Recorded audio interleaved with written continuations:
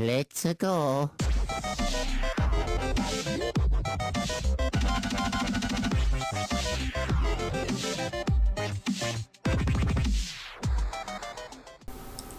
Hey, greetings and salutations. Welcome, guys. Well, I don't know why it's so friendly greeting. Weird.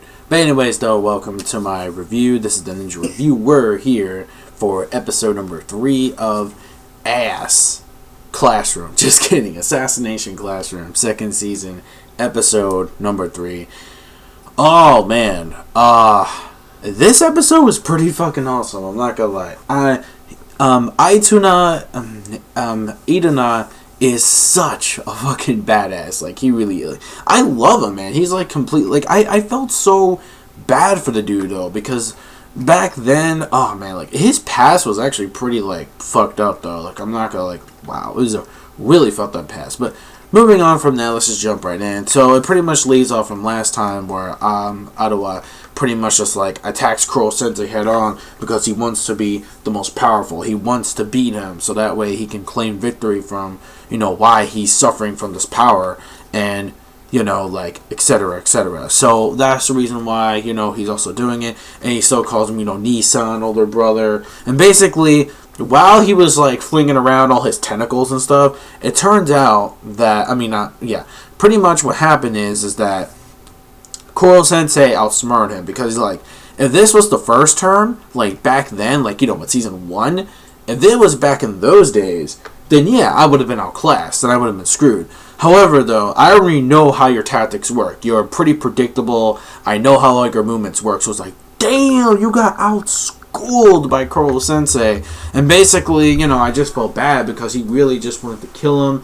He just wanted to get rid of him once and for all to solve, you know, all his problems from all this, like, hate that he has towards him and stuff like that. So basically, so we see him, and, so basically Shiro, you know, the one that's pretty much partnered with him, the one that actually took, you know, ITOWA into his knee, because unfortunately what happened is that years ago, like, his father was a very big, like, business guy when it comes to like, he knows how to make these awesome, cool smartphones, and, you know, for the technology, he studied really hard to keep his business intact, but unfortunately, something happened, and, you know, there was a mishap, and what happened, like, his parents pretty much died, and I think he pretty much knew that, because I think something was going to happen where they pretty much died. I think something happened to, like, the factory or something, that they were manufacturing the cell phones, and what happened was, technically, you know, after that, something happened, and his father and mother died. He had to move in with his uncle, and it just wasn't, you know, really working out because he was depressed. He really just wanted to get vengeance. He was sick of it all.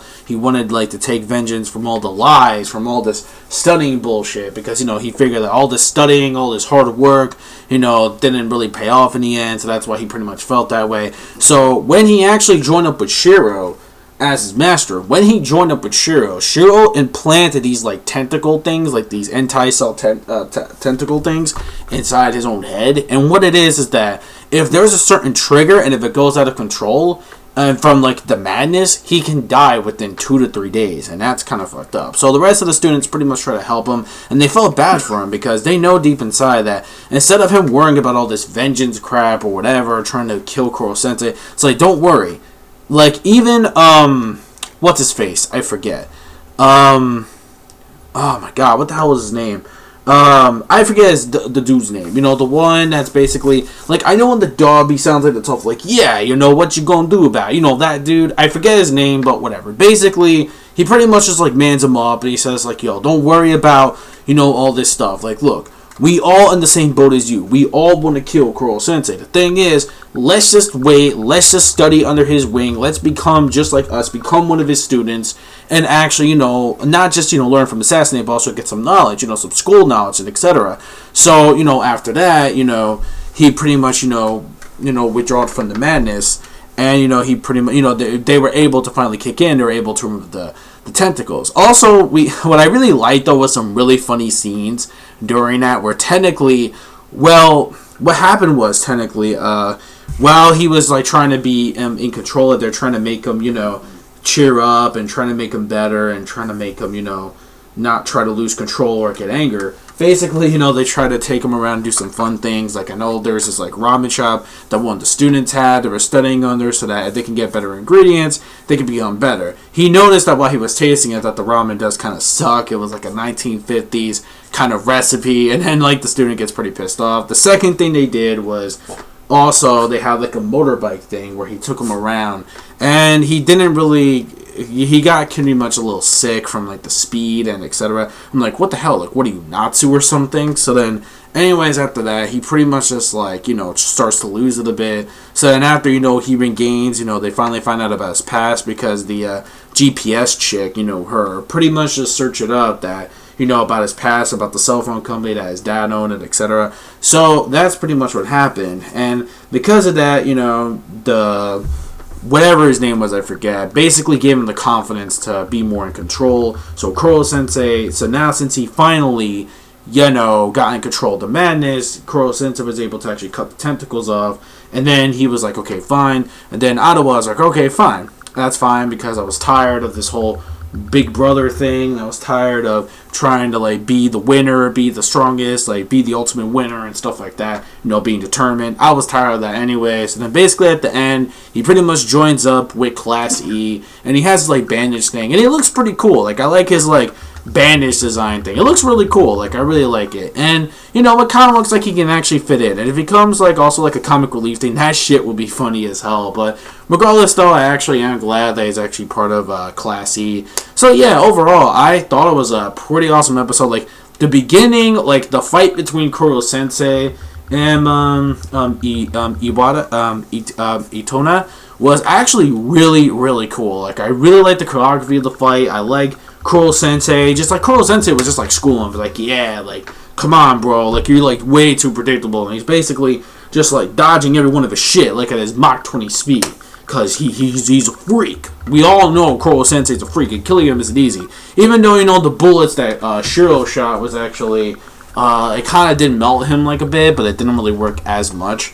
But, regardless, though... well, after that, pretty much, like, yeah, so... We all know that Kuro-sensei's a freaking nature. How are they going to kill him in the March, and by March of next year? We don't know.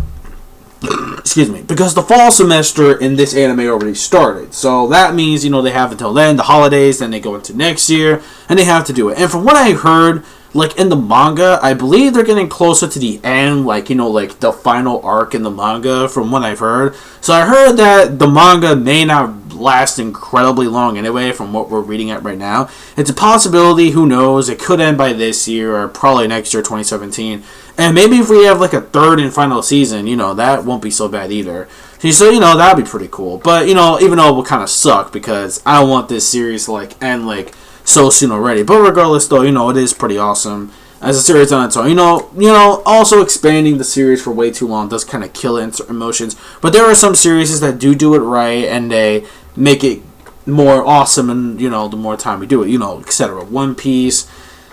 Yeah, Bleach. Thank God Naruto's over.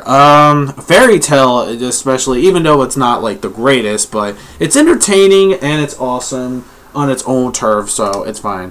So anyways, though, overall, though, I think the episode was really good pace. It concentrated on, like, one story instead of, like, two different stories, and it was a pretty, dark episode, compared to some of the lighter tones of the funny moments. It was pretty much like a darker episode, and I did feel bad for ITONA afterwards. And I'm glad ITONA is actually part of the classy, group. That's awesome. So what do you guys think of this week's episode of Assassination Classroom, second season, episode 3? What do you guys thought of ITONA joining the actual crew? What do you guys think of that? Let me know your thoughts. And my final score of this episode is a 5 out of 5. I thought it was actually really awesome of an episode. This is actually definitely one of my favorite episodes of the second season. And I think that one, and I would say episode number 1 I really like too, especially the Reaper hype.